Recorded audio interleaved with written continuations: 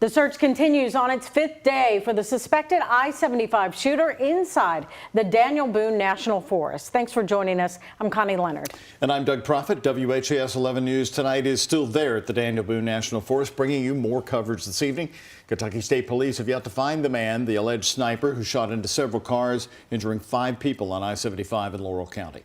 You can see the suspect again right here on your screen, still believed to be in the forest, 32-year-old Joseph Couch. Authorities have increased the reward now tonight. It stands at $25,000. That's up $10,000 from yesterday to anyone with any information that can help find him. Ian Hardwitt's continuing our coverage live from Laurel County right now. And Ian, Kentucky State Police and local police have been giving news conferences since Sunday. Did they have anything to say today? Doug, not today. They postponed that conference because they said they did not have any new information. I even texted Scotty Pennington. He's been the KSP trooper who's been giving us these constant updates. As of 5 hours ago, he hasn't texted me back, Doug. Although we did talk to Laurel County's judge executive earlier today, he told us the National Guard in Kentucky could be on their way. From the helicopters circling overhead to the 3rd day of silent closed schools, the manhunt is still underway for Joseph Couch. If I had to sum it up in one word, it would be fear. Laurel County Judge Executive David Westerfield called a state of emergency Monday morning, bringing state and federal law enforcement into the small community. The National Guard has not been here yet, but I'm thinking that here shortly, if this don't get resolved, then they'll be coming in to help as well. However, Westerfield said that's ultimately KSP's decision. They've yet to expand their already vast search area, thousands of acres of the Daniel Boone National Forest. Court documents from the Laurel County Sheriff's investigation into the I-75 shooting on Saturday accuse Couch of firing down at cars from alleged bordering the forest overlooking the interstate. Less than 30 minutes before, the sheriff's office received a tip about a text Couch sent saying he would, quote, kill a lot of people. An hour later, officers recovered a vehicle registered to Couch near the shooting. By 8:41 that night, Center Target Firearms in London told police Couch purchased an AR-15 along with 1,000 rounds of ammo the very same day as the shooting. Visiting the store Wednesday, we tried asking questions, but they referred us to law enforcement. At Tuesday's press conference, Sheriff John Root said he can't comment on the active investigation. And really right now we can't elaborate a whole lot on the evidence that's been collected.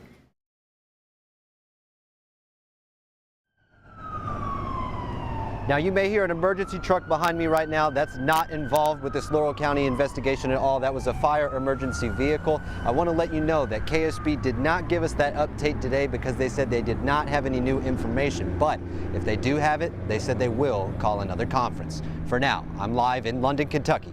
Ian Hardwitt, WHAS 11, on your side.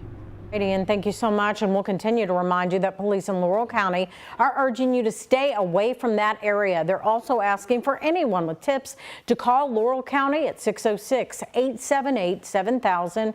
There's a total reward of $35,000 now for information that can lead to Couch's capture and arrest. Right now, here at 5 o'clock, the disturbing video. It's been circulated on Facebook, capturing a fight that happened on board a JCPS school bus. The original video has now since been removed. Now, JCPS has taken the bus driver off the road as the district is investigating how this incident was handled. We talked to the mother of the victim today, who confirms this is her son, her 12-year-old son, being attacked in the video. She tells us her son was assaulted for at least 3 minutes on that school bus from Cameron Middle School in eastern Jefferson County. It happened last Friday. The mom claims the driver didn't inform anyone of the fight and drove back to the school. Now, JCPS also told us that drivers are required to try and stop a fight verbally. And if that is not possible, drivers must pull over in a safe location, radio back to the bus compound, and have them call police. The school district says drivers are not required ever to get in the middle of a fight. In addition to their investigation into the driver, JCPS tells us the students involved in this will be disciplined. The mom, Whitney Davis, and her son are meeting at a community center tonight, and the WHAS 11 night team is there. Our Travis Breeze is going to be talking to her and her family. It's all new at 11 o'clock.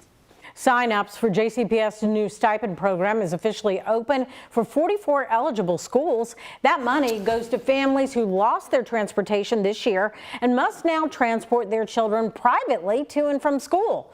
So they're receiving $5 per day or $10 for free and reduced lunch families. JCPS says families must sign up by Tuesday, October 8th in order to receive payments for the beginning of the school year. Sign up open for families at 44 schools. The remaining 12 schools will be eligible to sign up next Wednesday. We had a nice warm up today. It's sort of feeling like the time of year we're all expecting. Look again, folks, no clouds in the sky. Connie, that is going to be changing, and we know why. Yeah, we got one more day of it because that hurricane that's going on, Ben.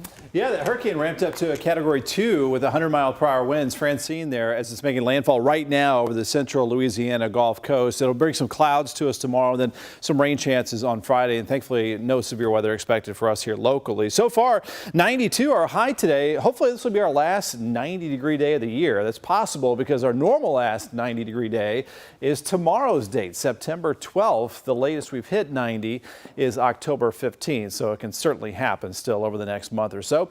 89 and 91 at the airports. It feels cooler than that, though. Our actual feels like temperatures, 86 and 87 with that reverse heat index. Humidity still very, very low at 20%, so that's definitely helping things out. It will also help us to cool down pretty rapidly this evening around sunset, heading back into the 70s over much of the area. So upper 80s, lower 90s right now, some mid 80s outside the city. Corden checking in at 86 and the same in Hodgenville, and all clear over the Ohio Valley. Down south, here's the active weather, and there's the center, the eye of Hurricane Francine making landfall about 80, 90 miles off to the southwest of New Orleans. But for tonight, it'll be mostly clear for us, quiet. Our temps again in the 70s after sunset. Lows will be in the 50s and 60s. A nice comfortable start to our Thursday. Notice the clouds thickening up through the day tomorrow from the remnants of Hurricane Francine, with highs a little bit cooler in the lower to mid 80s. We'll see rain showers on the way late tomorrow night and into Friday morning. Clear and mild, low 65, 80 at noon tomorrow. And that forecast high about normal at 85 degrees. I'll be tracking that rainfall on the way. Some parts of our viewing area will see some heavier rain than others, and we'll track it more detail coming up.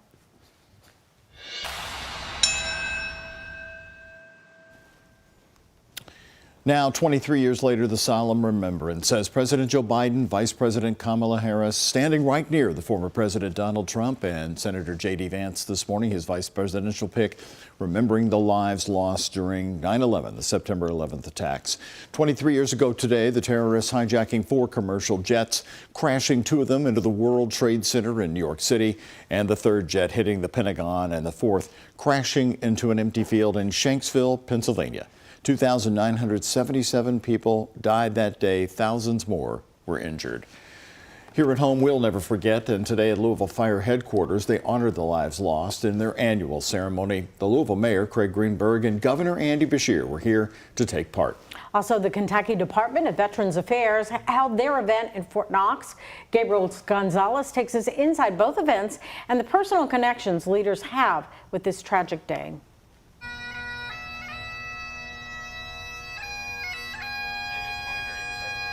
We also honor the memory of our fallen brother and sister firefighters. 23 years later, the pain is still fresh for many. I lost a friend and former classmate that day.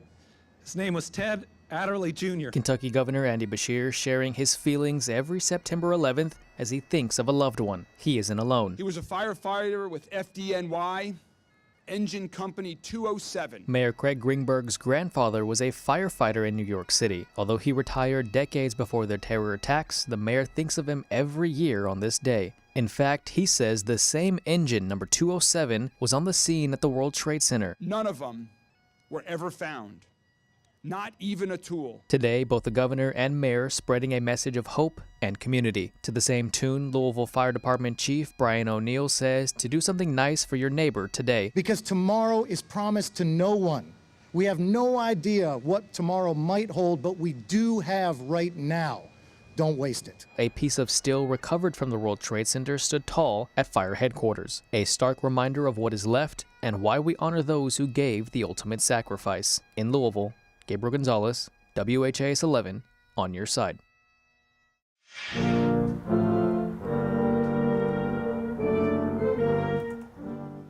And a solemn Patriots Day ceremony at Fort Knox this morning to honor the fallen from 9/11.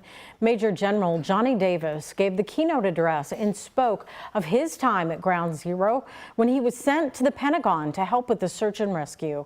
A piece of the fallen towers is displayed in granite at Fort Knox.